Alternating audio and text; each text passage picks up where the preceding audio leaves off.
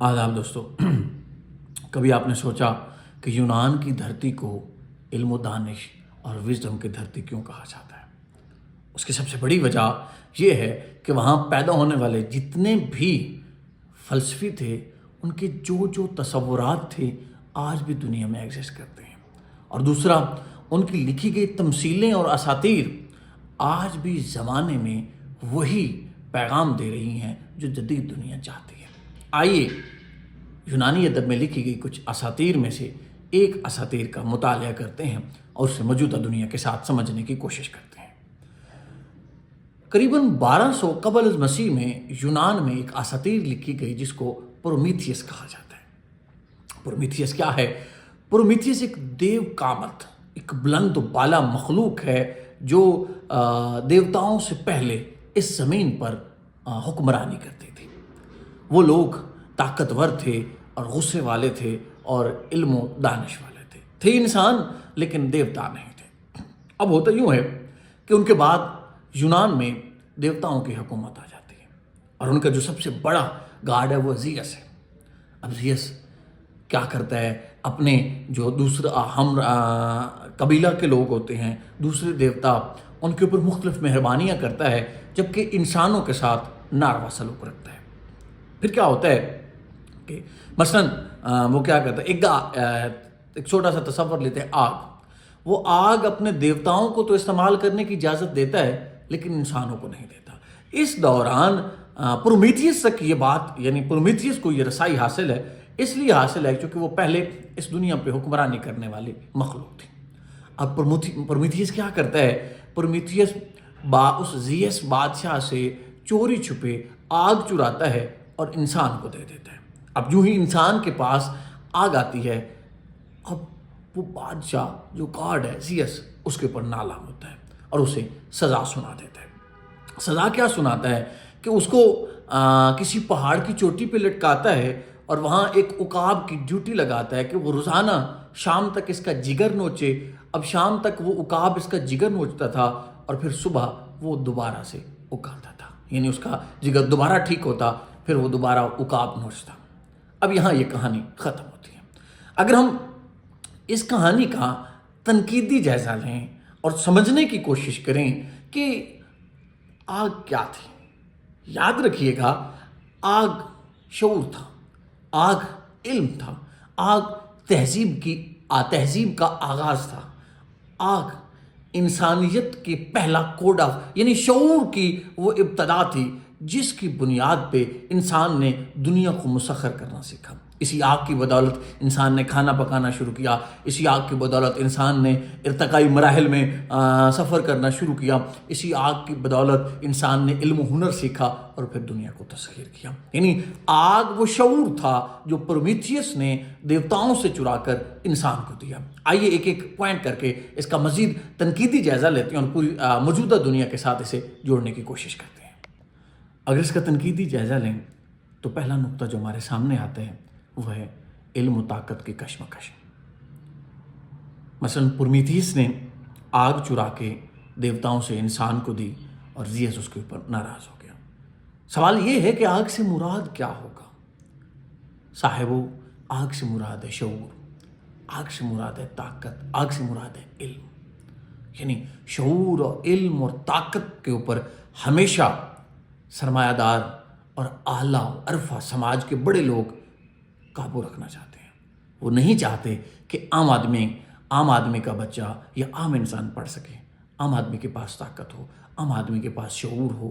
پاکستانی تناظر میں دیکھیں تو یہاں بھی ہمارے معاشرے کا جو ایک سٹرکچر ہے، سرمایہ دارانہ نظام ہے یا وڈیرا سسٹم ہے۔ پاکستان میں وڈیرا نہیں چاہتا کہ کسی غریب کا بچہ پڑھے، پاکستان میں سرمایہ دار نہیں چاہتا کہ کسی غریب کا بچہ پڑھ کے ہمارے سامنے ہے۔ یعنی آج بھی یہ کہانی، میں نے کہا اس لیے بھی اہم ہے کہ ہزاروں برس پہلے لکھی گئی کہانی آج بھی موجودہ دور پہ فٹ آتی ہے۔ یعنی آج بھی وہی استحصال ہو رہا ہے، عام آدمی تک علم نہیں پہنچ پا رہا۔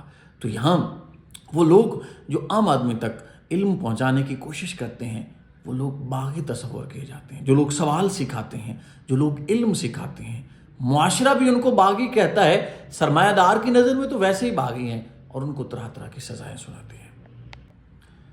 اگر ہم اس کا دوسرا پہلو دیکھیں تو وہ ہے ریاستی طاقت اور اختلافات۔ زیس نے پرومیتھیس کو سزا کیوں دی؟ اس وجہ سے دی کہ اس نے ہماری حکمت کر کے ہمارے احکام کے خلاف جا کے ہم سے بغاوت کی اور آگ انسانوں تک پہنچا دی۔ یاد رکھیے گا، کوئی بھی طاقتور، کوئی بھی ریاست ہو یا انسان ہو، وہ یسر سننا چاہتا ہے، وہ اختلاف رائے نہیں برداشت کرنا چاہتا، وہ نہیں چاہتا کہ ہم سے ہٹ کے کوئی سوچے، وہ چاہتا ہے کہ جو ہم آپ لوگوں کو سوچنے کے لیے دے رہے ہیں آپ وہی سوچیں۔ اگر آپ اسے ہٹ کے سوچتے ہیں تو پھر آپ باغی کہلائے جائیں گے، آپ کو مارا جائے گا، مار دیا جائے گا۔ اگر ہم ریاست پاکستان میں دیکھیں تو یہاں بھی اختلاف رائے کو کوئی برداشت نہیں کرتا۔ ایک آدمی جو معاشرے کی ریت سے ہٹ کے سوچتا ہے اس کو قائم کر دیا جاتا ہے، اس کو مار دیا جاتا ہے، اس کو زندہ نہیں رکھا جاتا۔ تو یہاں ہمیں پرومیتھیس سمجھانے کی یہ کوشش کر رہا ہے کہ ازل سے لے کے ابد تک زمانے کا دستور یہی رہا ہے کہ جو ریت سے ہٹ کے سوچے اسے ہٹا دو۔ طاقت کبھی اپنے خلاف کوئی آواز نہیں سننا چاہتی، نہیں، وہ ایسی تمام آوازیں جو نہ کی ہوتی ہیں، جو بغاوت کی ہوتی ہیں، وہ نہیں سننا چاہتی۔ اگر ہم اس کے تیسرے پہلو کو دیکھیں تو وہ بغاوت اور ترقی کا راستہ ہے۔ یاد رکھیے گا، پرومیتھیس کی بغاوت کرنا دراصل سماج کی ترقی کی ضمانت ہے۔ وہ تمام معاشرے، وہ تمام سماج، وہ تمام قومیں جو بغاوت کرتی ہیں ان فرسودہ خیالات سے اور سماج میں، معاشرے میں نئے خیالات لاتی ہیں، وہ قومیں ترقی کرتی ہیں۔ آج اگر ہم دنیا بھر میں دیکھتے ہیں، وہ تمام قومیں جنہوں نے 400، 500، 600 سال پہلے اپنے فرسودہ روایات سے بغاوت کی تھی اور سائنسی نظریات کو سماج میں جگہ دی تھی، آج دنیا کے اوپر حکمرانی کر رہے ہیں۔ اگر ہم موجودہ دور میں دیکھیں، پاکستان ہم کیوں ذلیل ہو رہے ہیں؟ اس لیے ذلیل ہو رہے ہیں کہ ہمارے پاس نظام فرسودہ ہے، ہم نے دنیا کی بدلتی ریت کو نہیں سمجھا۔ یاد رکھیے گا، آپ اکثر آس پاس سنتے ہیں روشن خیالی، اور آپ کو بتایا جاتا ہے کہ روشن خیالی کیا ہے، کہ یہ کوئی بے حیا یا نہیں۔ روشن خیالی سے مراد یہ ہے کہ بدلتے زمانے کے تقاضوں کے ساتھ اپنے تمام خیالات کو بدلنا روشن خیالی ہے۔ تو جن معاشروں نے اپنی ان تمام فرسودہ خیالات سے بغاوت کی، وہ معاشرے آج دنیا میں خوبصورتی اور بہترین طریقے سے زندگی گزار رہے ہیں۔ اس لیے بغاوت کا ریاست کی ترقی کے ساتھ، قوموں کی ترقی کے ساتھ، سماج کی ترقی کے ساتھ ڈائریکٹلی اس کا ریلیشن ہوتا ہے۔ اگر ہم اس کے چوتھے پہلو کو دیکھیں تو وہ ہے کہ وہ لوگ جو قربانی دیتے ہیں ان کا انجام کیا ہوتا ہے۔ ہمیں خود سے سوال کرنا چاہیے کہ جہاں ہم رہ رہے ہیں، پرومیتھیس جیسے کردار اگر قربانی دے رہے ہیں، جو سماج کی ریت سے ہٹ کے سوچ رہے ہیں، کیا معاشرہ ان کو سراہ رہا ہے؟ کیا سماج میں وہ محفوظ ہیں؟ کیا ان کی زندگیوں کو، کیا ان کی عزتوں کو محفوظ رکھا گیا ہے؟ کیا سماج نے، کیا معاشرے نے جن کی ترقی کے لیے وہ آواز اٹھاتے ہیں، وہ سماج اس کو پروٹیکشن دیتا ہے؟ ایسا ہرگز نہیں ہے۔ یہاں ان تمام لوگوں کا استحصال ہوتا ہے۔ اور اگر ہم اس پرومیتھیس کے نیکسٹ پہلو کے اوپر بات کریں تو وہ یہ ہے کہ دنیا کے علم کے اوپر، دنیا کی جدید ٹیکنالوجی کے اوپر سرمایہ دارانہ اثر۔ جیسے زیس بادشاہ نے آگ کے اوپر اپنا کنٹرول رکھا ہوا تھا اور پرومیتھیس نے چرایا تھا تو اسے سزا دی گئی تھی، اسی طرح آج دنیا میں وہ سرمایہ دار اور ترقی یافتہ ریاستیں دنیا کی ٹیکنالوجی کے اوپر، اے آئیز کے اوپر اور جدید سائبر جو سیکیورٹی یا سائبر پروٹوکول ہے اس کے اوپر انہوں نے قبضہ جمایا ہوا ہے۔ وہ عام آدمی، عام ریاستوں تک وہ نہیں پہنچنے دیتی، عام ریاستوں کو ہمیشہ بھوکا رکھتی ہیں۔ تو آج بھی سوال وہی ہے، آج بھی انسانی تہذیب 1000 سال پہلے کے اسی موڑ پہ کھڑی ہے جہاں زیس نے دنیا سے آگ کی صورت میں شعور چھینا ہوا تھا۔